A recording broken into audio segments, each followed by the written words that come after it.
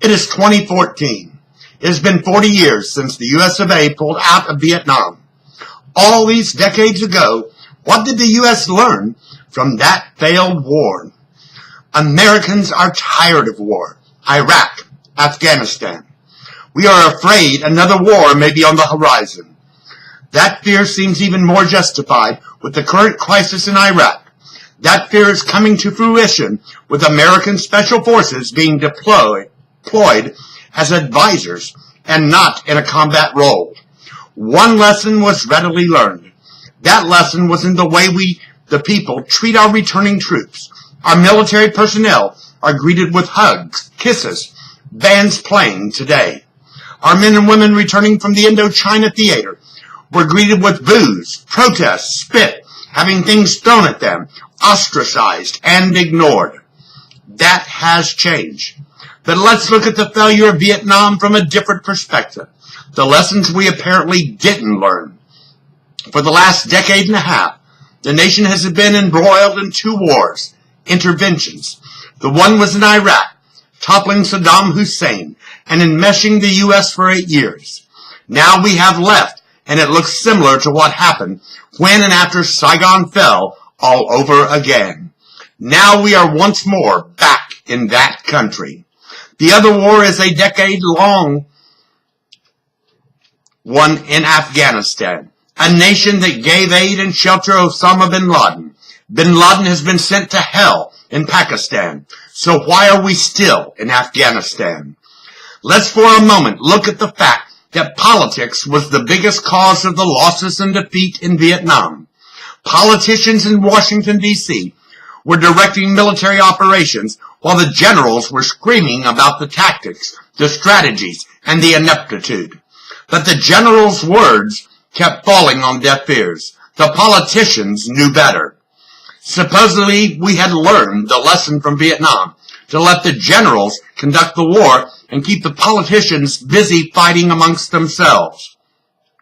Apparently, we didn't learn that lesson.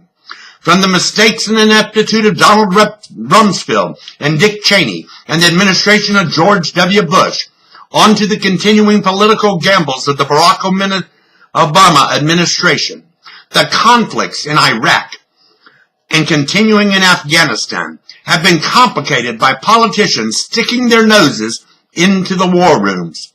Teachers were asked their views on the lessons from Vietnam.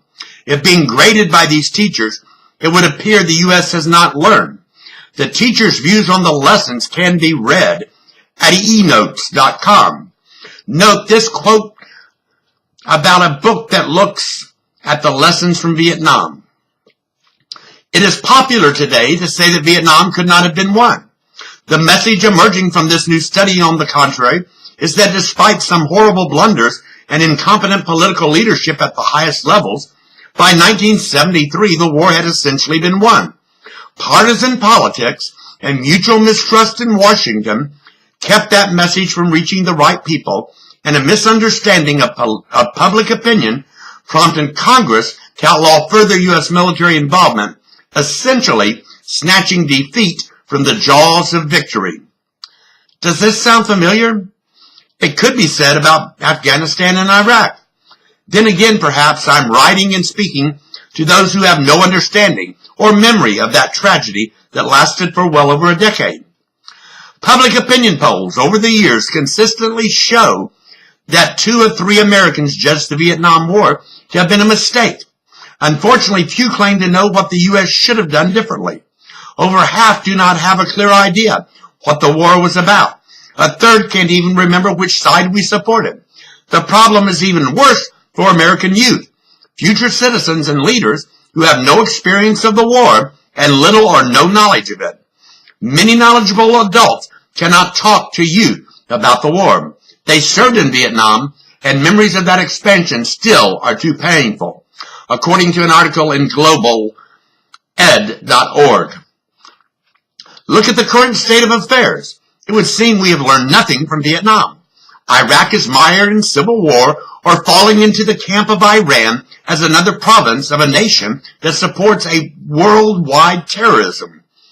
Are we still allowing politicians to dictate military action without taking into account long-term issues and concerns?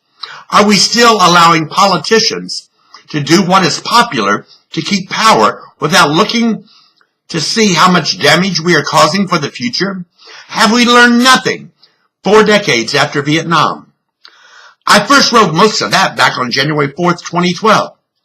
In light of what is occurring in Iraq now, it would appear that perhaps we are once more repeating the past. When we went into Iraq over 10 years ago, the aim was to make the country a shining beacon of democracy in the Middle East. That has turned out to be a pipe dream, a flight of fantasy. We thought with ridding Iraq of Saddam Hussein, we could win the hearts and minds of the people. This was part of the objective when our nation was involved in a 10-plus years war in Vietnam. How wrong we were then and now. What our politicians failed to do was look long-term.